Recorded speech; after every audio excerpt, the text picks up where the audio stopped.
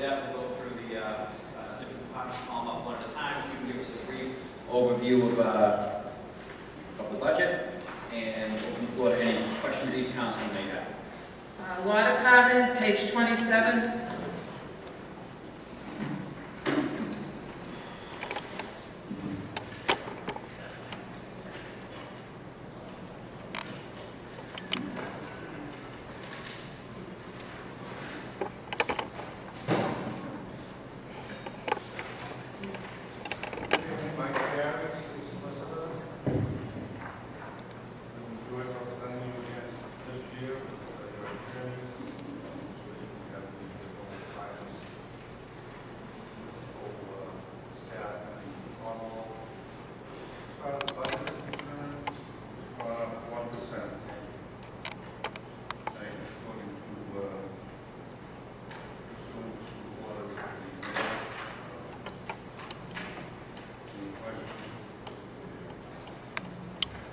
Any questions from the committee?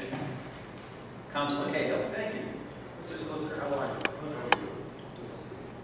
I look forward to your presentation every year because usually it's nice. Big letter. Did I miss the letter in my packet? I always remember it's a nice presentation of what exactly has transpired in the year. So I don't know, how have we done as far as the wins column and loss columns and losses to the city monetarily? I'm more concerned with the monetary losses or gains.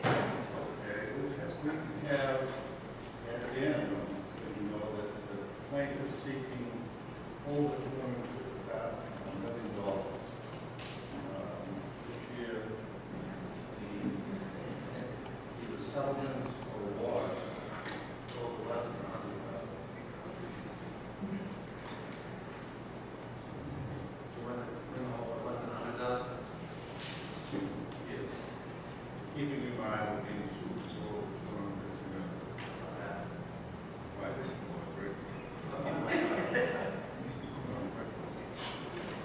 And did you put any more staff on? You guys can keep the same staff levels and everything?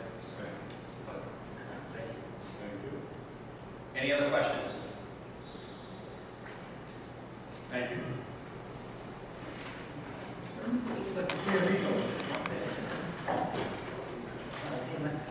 School Department.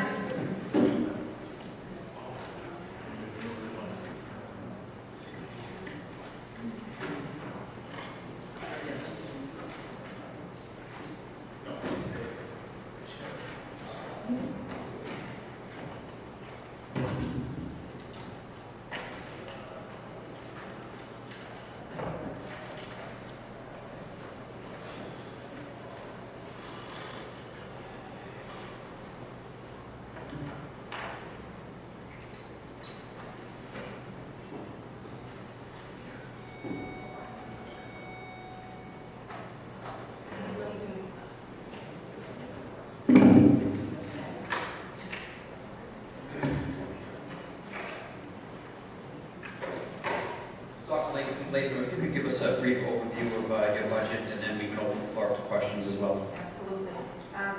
Our Chapter 70 funds are up this year.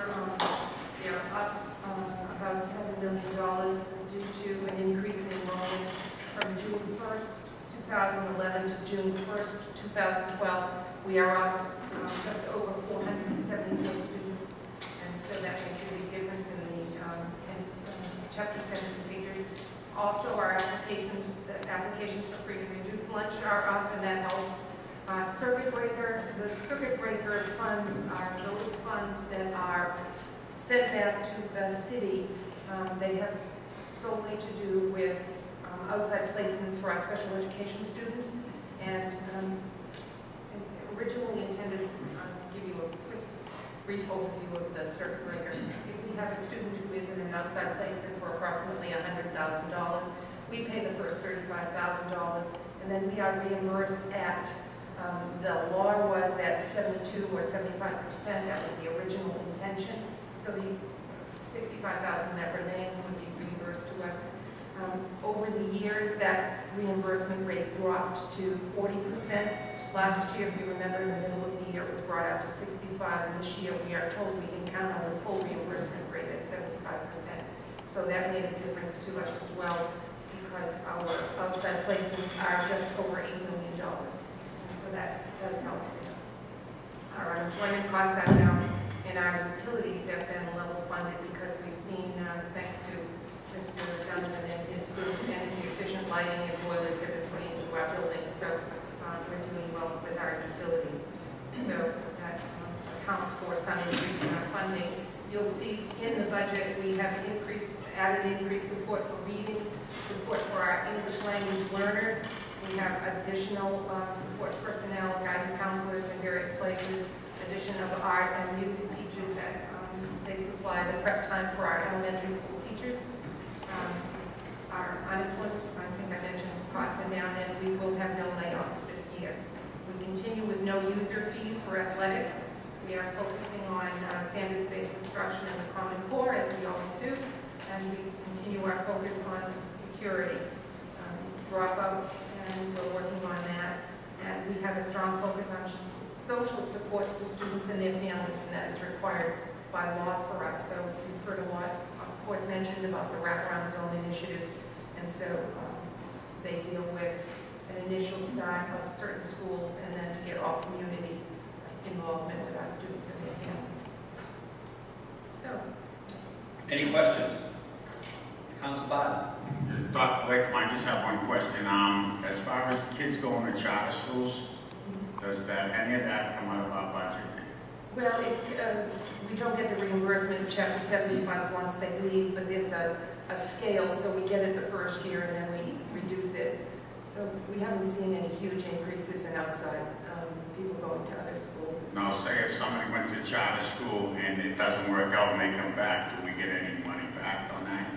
No, not the first year, no, but we pick them up again the following year. Dr. Lynn. Councilor Net. Thank you, Mr. President. Hampton School, last year, but it's $62,000. So this year, next year, you asked for $368,000, so what's the increase?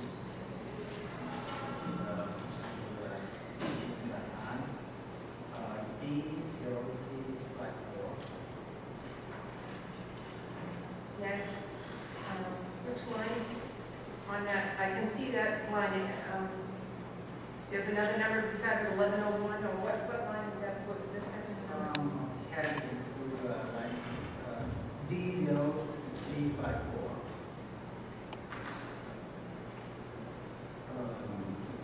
And then there's a column next to that. 1101C. Teacher, ESL K5, I believe probably you had more ESL teachers. Well, actually, no, it's the same for $258,000. It's difficult to read, but last year there was one teacher that was taken out of columns, really. One teacher was taken out of the appropriation budget, and 3 were taken out of grants. This year we put all 4 into appropriation, so we are maximizing that grants in another way. Oh, I see. Same number of teachers, though. I see. Oh, okay. Thank you. Councilor Capano. Dr. Latham, on Lynn Tech, Yes. I know you've been trying to start the machine Yes. program back up, replace the old machine shop. Yes. So I'm assuming that the machine tool technology is a combination of the engineering. Can you just elaborate Yes. on that a little bit? We have somebody in the engineering shop. Next year we expect to put 2, but for this year 1 person is enough. And we are adding in September a machine tool technology position back into the budget. So, Any other questions? Councilor Cahill. Thank you, Mr. President.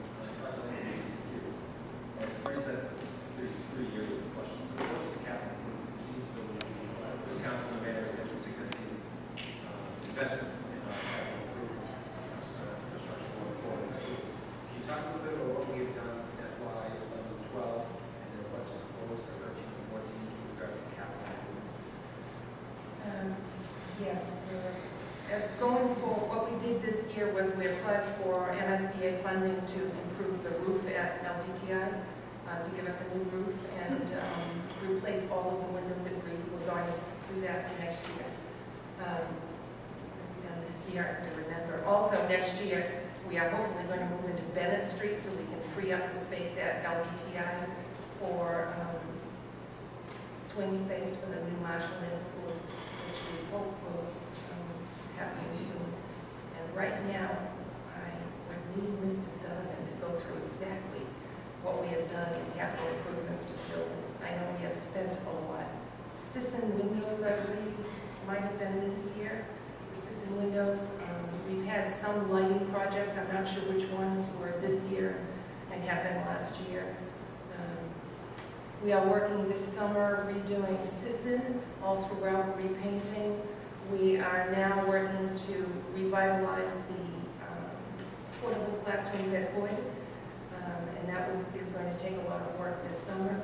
We did revise the portable classrooms at Sisson last year so that they could open. Actually, they were pretty much destroyed by flooding. If I have further follow-up, I'll make sure that I'll try and get a complete list together. talk to us a little bit about what the class sizes look like this year compared to, let's say, 2011-2012 school year compared to 12-13 coming up. Right now, our class sizes we're trying to hold at the elementary level of not over 28. We do have small class sizes in some areas, but we're seeing increased numbers of students in, for example, the Connery, the Cobbett. As you know, we're opening Washington Elementary School as a district elementary school, and we had hoped that it would take some of the pressure off Connery and Cobbett, because Cobbett is over 700 students, and Connery is up at 600, 640 possibly. Right now, we're opening Washington as a K1, 2, 3, with 3 classes of each, and it hasn't relieved any pressure at all at Connery and Cobbett right now. We're still at the same number, but we are holding class size at 28. We do have a couple of areas. I would say Tracy School has a district that is growing, and the size of the school itself is increasing the numbers of students in the classrooms, and our Ks and the ones there are at 30 and 31, but we have not approached the wait list. As you know, we have waiting lists that go to different schools with our DSEG plan, so we're hoping we can relieve that as we get further on into the summer and see where the kids are coming from. We are right now looking at rental space, however, because of the huge influx of children. We are seeing a number of unaccompanied minors coming in from Latin American countries. So we are increasing numbers. In order to address the increased class size, is it a staffing issue or is it a space issue? Space right now. So were you to increase staffing, those funds to staffing, that would not alleviate space? It really wouldn't, no. You'd still have those levels of enrollment between, you'd still have that level of class sizes. We would, if I could find some rental space, then I could shift things around a little bit. I think I could manage to do it. I'm looking at some space now. And does those number of children in those classrooms, does it pose a problem or does it prohibit you from providing extracurricular or No. any kind of experimental or advanced programming or curriculum? The good thing about the old schools is there are large classrooms in these buildings. What we do when we get over a certain number, according to contractual issues, is we add paraprofessionals in those classes to assist. I don't think that the few spots that we have large class size right now, I think we're going to be able to work on some wait lists and move some of the students around. Because there are certain areas in the city we're not seeing class sizes at all increase. Shoemaker, Linwood, Sioux Lansing, Lincoln Thompson, those classes are staying small and we don't see any population increasing there. So we do have some room to spread out in other buildings, but we're watching it closely. Final, net school spending. Can you tell us what our net school spending is for proposed for FY12 or FY13, or FY13 budget? And then can you try to give me some kind of history or context as to where that figure is, where the city has made investments in the past in national spending? I can give you our net school spending number right now is $166,415,894. And so that's required by the city give to the school department. However, before we get the net school spending, before we get our number, which is not the 166 million, what the city does is they take off in kind. So medical insurance and things of that nature are taken off before we get it. So last year we were slightly under net school spending. This year I think we are a little bit above that. We might be right on it or slightly lower. So should the city choose to allocate additional funds, it may do so, correct? Yes, That has happened in the past, correct? it has. And what was the last time that happened? I think in 07, 08, 09, I think that was the last year that we were significantly over net school spending. This is, didn't even warn us to ask you these numbers to figure we got that up. What was the level of commitment that we were giving back then opposed to now? It's approximately 9 million over We're not really over net the school spending. obligation. Yes. What we are today, over? I don't think we're over right now. We're approximate or slightly under, maybe a few 100,000. I'm not sure of the final numbers. We really haven't done the final numbers on that right now. Thank you.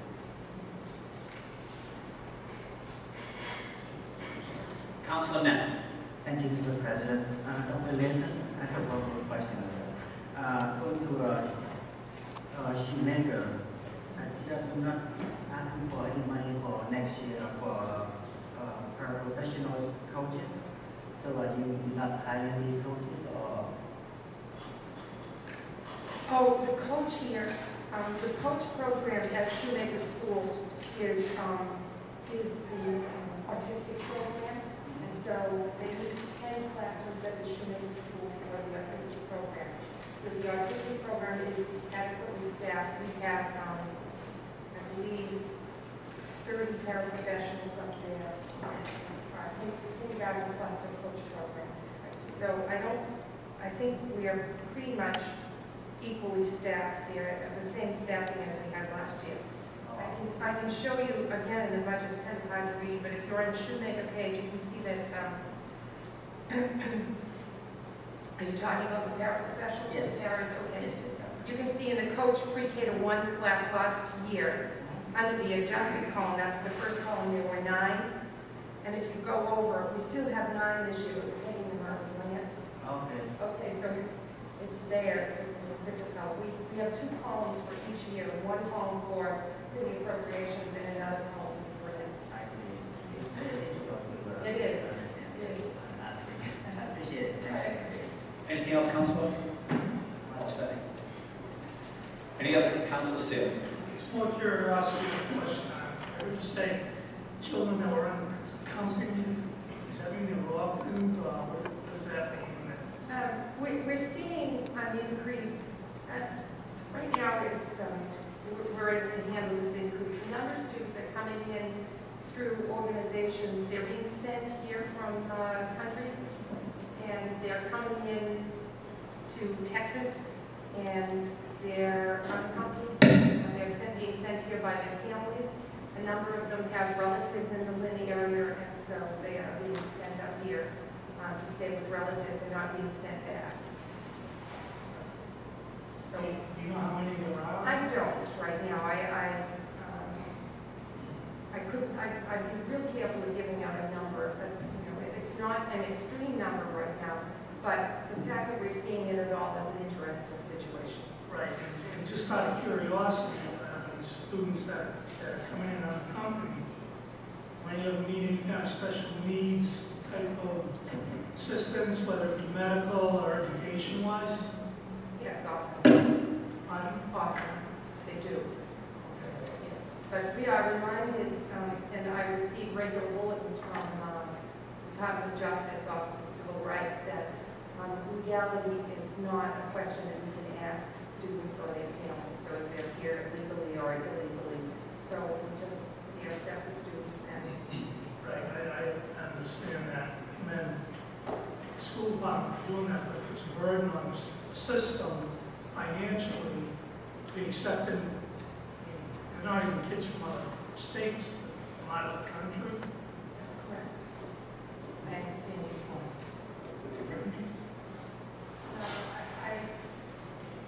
Yes. Yes. So their lives are in danger if they stay there. I'm not sure. I'm not sure about that. I do know that there's been a little bit of a push. We've seen a little bit of it because formerly they would have been sent back to their families, but now they're being accepted, so they're not sent back. And so we see a bit of that. Thank you, Doctor. Any other questions? Thank you, Doctor. Sir, I know you raised your hand. I just want to let you know that there's a public hearing on the budget that's coming up, I believe, in a week or so. This is the City Council Committee of the whole. It's like a subcommittee meeting, but you'll have your opportunity to express any opinion that you'd like at the public hearing. We'd be happy to have you attend. Thank you. Police Department, page 44.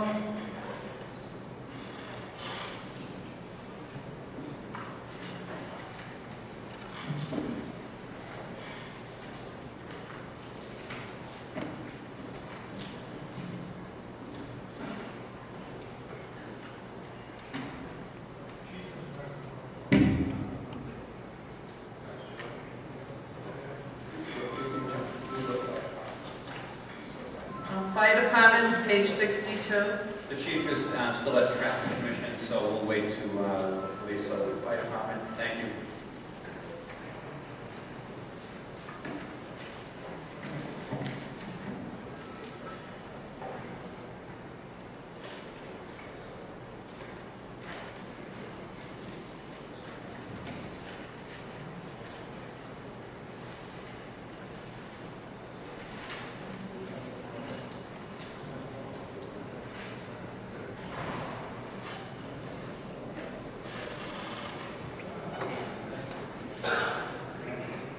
Chief, if you don't mind. Any explanation? Good evening. As you can see the budget, that's going to be an increase in the salary lines. Regarding that is payroll salaries, $70,000 increase, and that is a raise this past year, just signed in May. The other increase in the salaries was overtime line.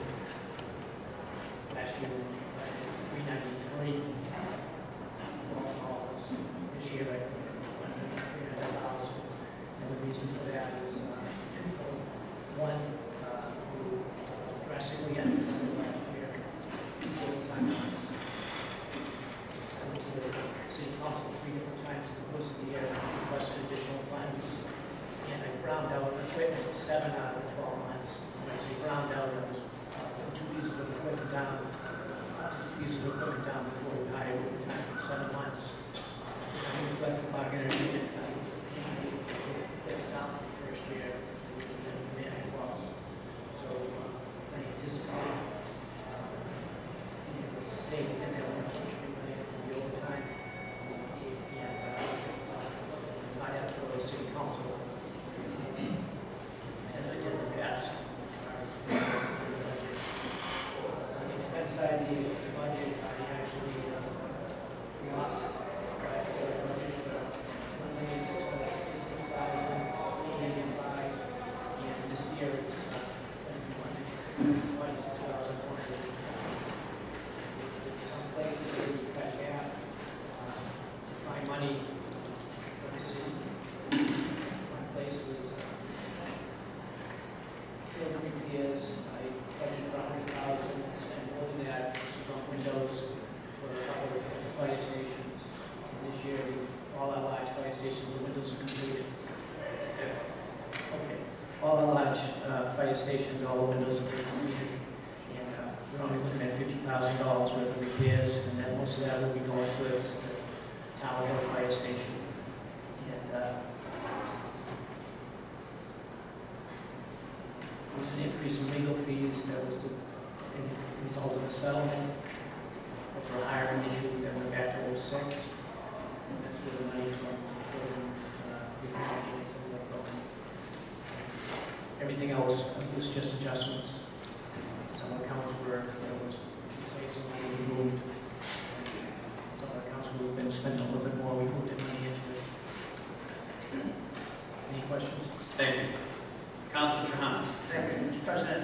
Chief, I just had a question. How many firemen right now on the? Right now, our figure is 173, and we're in the process of hiring 7 to get to the 180, which is our budgeted number. Okay, so they're all in the budget. Yes. We have that number. Right now, we actually interviewed 5 gentlemen today, and we have others ready to go. So hopefully before the end of July, we'll be at the 180. That's great. Okay, so they're all in the budget. Yes. They're all in the number. Councilor Lozey. Thank you, Mr. President. Chief, on the vehicle rental, is that regarding apparatus? That's, yeah, that right there is, the way it breaks down is 225,000 of that is the lease for the ladder that we purchased. We have one more payment on that, and right now we're in the process of buying an ambulance. It was $72,000 for the first year of a 3-year lease to purchase an ambulance. So that's right around just under 300,000. This past year, that's what I spent. I'm looking at 335, the other 35,000 plus I think it's 6,000, you have 41,000 to buy fire prevention cars. Okay, so it's just under that line item of rental, but it's Yes, really it's paying off the it's apparatus. lease purchase. Yeah, lease purchase, and that's what it's for. Good, so you're not renting any apparatus? No, we buy them, you know, through a lease purchase agreement after the lease is paid off, you know. Very good, thank you, Chief. Councilor Net. Thank you, Mr. President. Chief, what is building R&M? Building R&M, what is it? Building repair and maintenance. Oh, okay, then I see that this year you estimate for $251,000, and next year you only have $50,000. So that means we have to good shape. Yeah, it's just that the last 3 years we've been replacing windows in the fire stations. Usually it's anywhere from 80,000 to like 120,000 per building in the large stations. All those projects are finished except for Broadway, which we just funded, and that should be finished sometime. That project will be done in September, but the money was appropriated out of this past budget, not the new budget. So going forward, the only what I'm looking at is repairs that need to be done at the Tower Hill Station. And, that's why it's only 50,000. It probably won't be enough. I'm hoping ISD will step up. Thank you so much. As they always do. That's wonderful. Thank you, Chief. Any other questions? Councilor Seer. Thanks. I don't, Chief. But,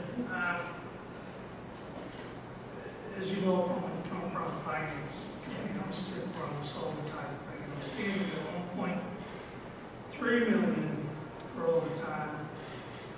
The last few years, you had 578, 366, 393.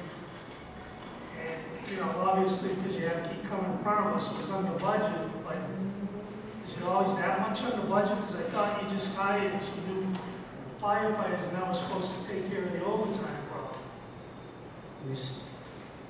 In 2012, we budgeted for 393. Okay. By the end of this year, I'll spend just over 900 by the time I'm done.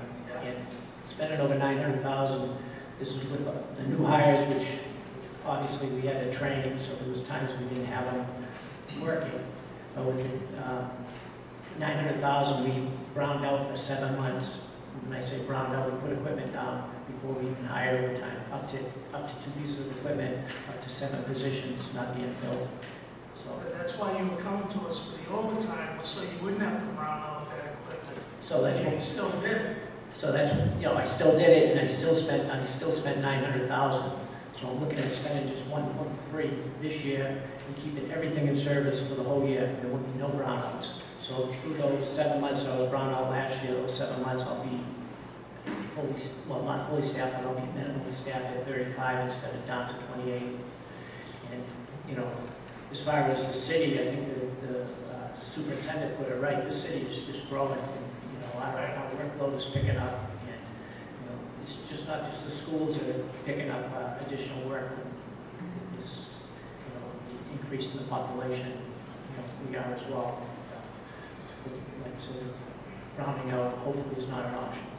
So by your projections, 1.3 should be enough to cover the overtime. Keep all the apparatus open, keep everybody working.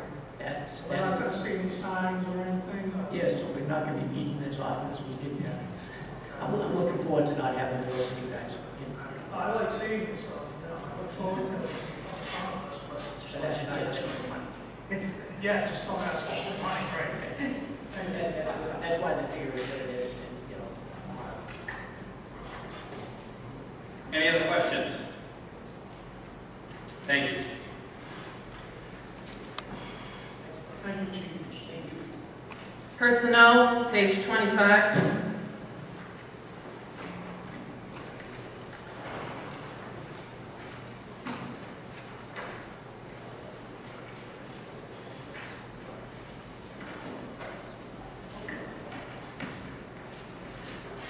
How are you? Good evening.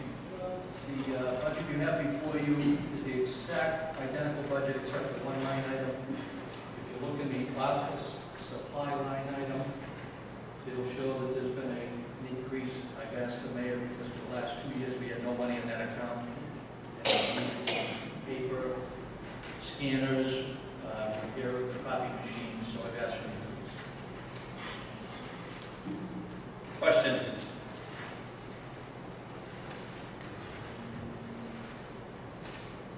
Thank you. Thank you. Police Department, page 44.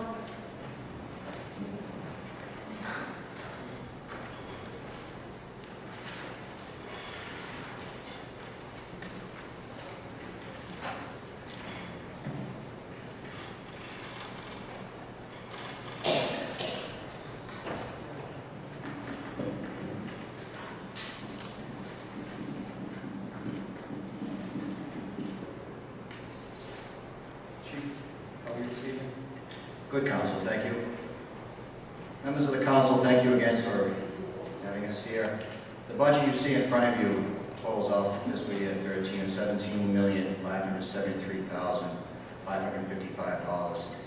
That's a net increase of $772,850 from FY12. A quick breakdown of that increase. It includes the 1% increase that the mayor gave across the board, which is about $168,007. In addition to that, or that's part of the overall breakdown I'm giving now, but we had contractual salary increases that will be coming up in the next fiscal year to $203,067. Projected longevity increases of $66,421, as well as a grant projection shortfall of $208,724. Just like to comment on that a little more for the moment. A couple of years ago, we received a grant from the COPS office out of the Department of Justice in Washington for $1.9 million over 3 years. We're getting to the end of that grant. This year, we've averaged about $650,000 per year. This year, going into FY13, we're going to be short $208,000, and then FY14 will be short the entire $650,000 going in there as we wean off that grant. Over and above that, I had conversation with Mayor Kennedy. I made some specific requests for additional money to cover some expenses that we've cut over during the last several years when the budget has been cut. Particularly in our vehicle account, we asked for an increase of $150,000 each year. For the past 4 years, we've decreased our number of cruisers by $100,000 each year, which is about 3 cars. We're short about 9 cars, and as you are all familiar with, this past year we put on extra officers on the street to the tune of 6 community liaison teams and 3 SROs. Above that, we asked for a $50,000 increase in our gasoline line item to get through the FY13. Again, we went through the Finance Committee a few weeks ago looking for a $45,000 increase to get us this year. That's due to the price of gas going up. I know it's come down the last couple of weeks, but nobody has a crystal ball to predict for next year. As I said before, we have extra cruisers on the street going forward. And the last increase is $100,000 into a newly created line item for ballistic vests for the police officers. This line item will actually be a wash item. In effect, what we would do is the Department of Justice has a grant program and we can apply through the Department of Justice in Washington for half the cost of a ballistic vest for each of our officers. Once we get that money, once we get the receipts for those vests, we are reimbursed by Department of Justice for half the price. Once we get that reimbursement, we then submit the documentation to the Executive Office of Public Safety here in Massachusetts for the other half of that. But to put the money out front, to have no out-of-pocket expenses by the police officers, the mayor agreed to give me $100,000 in the line item to take care of the half cost that the Executive Office of Public Safety would cover. And once we get the reimbursement back from EOPS, we will put that back into that budget. So $100,000 will go out to purchase the vests, and upon reimbursement will come back into the city's budget. So that's why we meant that's a wash item. So that's it in a nutshell. If you have any questions, I'd gladly answer them for you. Council Seer. Thank you. I just want to say, Chief, that the CLT's doing a great job of marketing and that in my area of the city.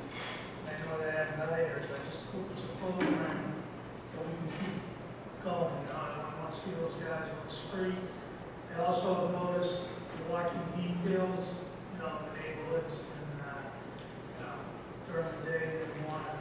That's great too. So they're right in to help me keep that going. It's a great program. You guys are doing a good job. Thank you very much, Councilor, and never miss a moment to do a little advertisement, but I was notified yesterday through the retirement board, one of our sergeants' retirement has been approved, so when we refill that job, I'm going to take that sergeant position and assign it to the CLT program to help coordinate a lot of the neighborhood requests and the council requests that we have to make a more efficient service to the community. Any other questions? Council Capano.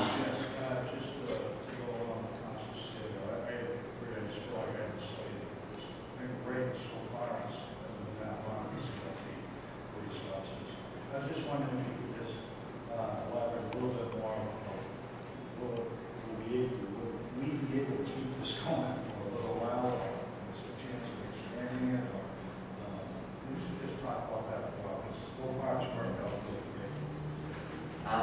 It's my goal to keep that running as long as I can, and obviously I look for the cooperation of the council as well as the mayor for the funding. As long as the funding's there, the program will remain. In my tenure here as chief, some of you gentlemen who have been around for years may recall back in the 1990s we had a total of 24 CLTs throughout the city on 2 shifts.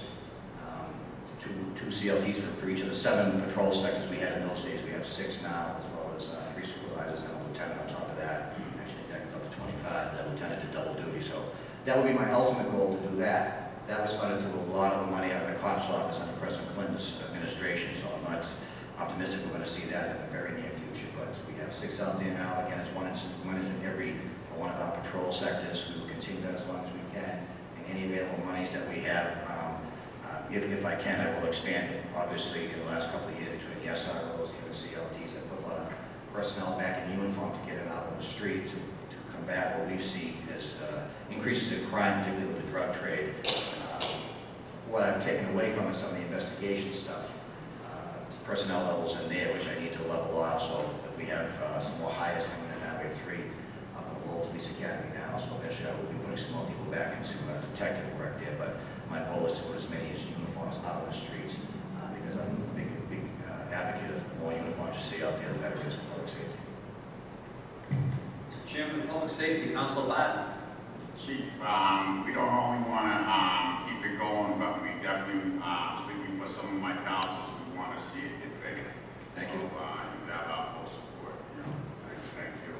Council Trahan. Thank you. Chief, now, we were just talking about the school resource officers and the CLTs. Are they in this budget now for this whole next fiscal year, so we can count on money out there? Yes. Yes.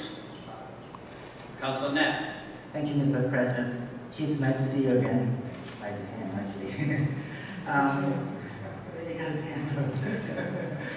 Anyway, you mentioned about ballistic vest. They asked for $100,000. So how many vests are you going to buy? I know you have all ones are very heavy, so I put one on these already when I went for a ride. So you plan to get a lighter ones, or how many you plan to buy? Well, under the new Department of Justice grants, if we purchased vests with their money, we We have to have a mandatory wear policy, which means everybody in the department will have to wear one at specific times. Now, obviously, I'm in a public setting here, I'm on TV. I don't really want to tell all the bad guys in the world when our officers are wearing the vest. It's not uncommon. People know cops wear the vest, but I like to keep some of that protected. But every officer in the department, which we're budgeted for 187, would be getting a vest. Still in negotiations with the Lynn Police Association on that issue. Hopefully, we will come to an agreement. The grant program is open right now, but it closes on June 27th. So we're meeting again tomorrow morning. Hopefully, we'll come to an agreement to get these vests purchased. If not, we'll continue the way we've been doing it for a number of years, which means each officer buys his or her vest on their own. An average vest runs between $800 and $1,000 each. Wow. Council Barton. Chief, have you had a chance to sit down with the grant writer yet, you personally? Just at a meet and greet, Deputy Santoro, as most of you know, does a lot of the grant stuff with us. We've had some conversation. Most of the work's done right now. I sat down with the grant writer, and you know, he has a lot of good ideas in public safety, so Chief Santoro's doing that, I'm sure we'll find. Thank you. Council Cahill. Thank you, Mr. President. Chief, I have a three-part question for you. How many officers do we currently have? How many are currently unable to work due to disability? What our retirement expectations are for this year? And how many police officers inside the city of Lynn should we have? Well, if I could answer those in reverse, I've said for years a good goal for the department this size, based on our peer averages, looking at similar cities of our size, would be 225 officers. To quote my predecessor, Chief Soslak, if you give us all these officers, we'll show you results. I think we've done that before with the CLT program, the SRO program. I'm a firm believer the men and women of the department would show you those results if we could put them to work.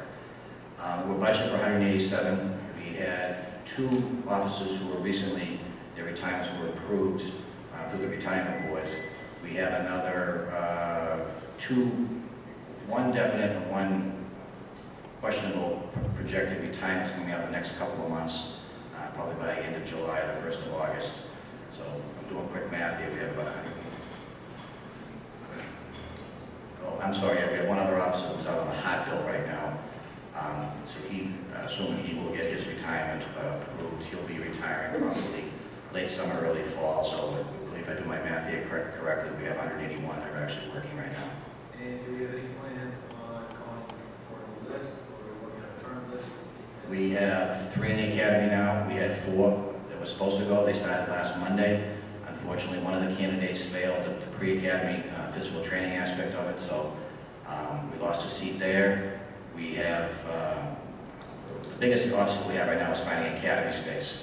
There's an academy scheduled to open up in Reading this August, but we're not going to make that due to time to do background checks and everything. And we, the next academies in there will be either December or January. We're looking to get seats in those either at the, again, the Lowell Academy or the Transit Academy in Quincy. You're projecting what you're expecting to fill some seats in that academy? I would hope to get at least probably 6 seats in a variety of those academies. They all may not be in the same academy, but 6 there. We'd like to get 3 in August, but I'm just trying to be realistic. I just don't see how we're going to do it. By the time you get requested to Human Resources Division of Civil Service and get the list back, do the background checks, do all the backgrounds that we want to do. August will come pretty quick because we also have to do medical tests, psychological tests, physical fitness training. It'll just never happen. So being realistic at the end of the year, the 1st of 13. And don't forget that once we get them in the academies run for 22 weeks, and we put another week on top of that for our own in-service training. So it's about 6 months after we hire them before they hit the street. So based on the two retirements and 1 possible disability, looking at 3 academies, sort of the level of staff, police going forward, at least the next. Yeah, we're probably not going to have 187 out on the street during the next fiscal year. The 3 in the academy I included in that 181 figure because they're on the payroll. So we'll probably be running when those 3 come out of the academy. This is June. They come out on Christmas. We'll probably have half the fiscal year. We'll probably be around 181 for the entire fiscal year because when they come out of the academy, the other ones will be, their retirements will probably be approved by then. If I answered your question right. We do, and I think you asked me also about projected retirements going further. If I could expand that, going back to the Clinton crime bill money, there's a lot of officers hired here in the late 80s, mid-80s, and the late 80s into the early 90s in big classes. The group that came on in 1985 was 25 officers in one class, and then they weaned out after 15 officers, 12 officers, 18 officers. So we're going to be hitting that in the next 5, 10 years, large groups of officers retiring because they come on in those big groups. Is there any plans to do a report about what the impact could be for the city? There is no plan right now, but we certainly can put something together. Yeah, the important is what we don't want is when you have 15 people retire, not be able to go through a 20-month process of something in the academy. I guess I'm sure you want to plan ahead for pending retirements. Yeah. What we do in-house anyways, at least every fiscal year, we try to anticipate who's going to be retiring, either through mandatory age, which is 65 years old, or either just going on asking, putting a memo out to say anybody who's going to plan to retire in the next several months, because if they do retire, there are some contractual benefits we have to budget for. So we try to keep ahead of that at least into the next fiscal year as we move forward. As I said a few minutes ago, we can unofficially project down the road that we're going to be able to hire large groups of officers. In a meeting with this current mayor as well as the previous mayor, we've been lucky because every time we get openings, we're just trying to hire them as we have them so we don't fall too far behind. And then really come looking for 30 or 40 officers at a time, which money's going to be very difficult to get that many on. I think a lot of us would be interested in a 5 to 10 year plan because clients not able to get that information. We do something with pension obligations, etc. We can have, especially if there's a public. Thank you. I can certainly do that. Councilor Net. Thank you, Mr. President. I don't know, this question should be asked to my class anyway. Right here is expenses for doctors, dentists, and services. So then why you ask for this? Doesn't the police department go through the health plan in the city? So why just for doctor and dentist services this line? I apologize, Councilor. Oh, okay. Say right here, doctor and dentist services. So, 3503. 24.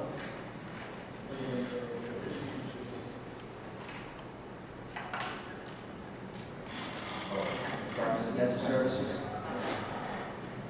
The reason that is in there, obviously, police officers get hurt, unfortunately, somewhat frequently. Okay. In the course of their duties, making an arrest or responding to calls or chasing individuals, and that's we pay the doctor's bills under the Mass General laws. Oh, okay. Got it. If they're hurt on the job, Chapter 40, Section 111F mandates that we pay the, if you're hurt on duty, we pay the medical services, doctor, dentist, rehabilitation, whatever it may be. I thought the police department has its own health plan through the city. Okay. Thank you, Chief. Any other questions? Thank you. Thank you.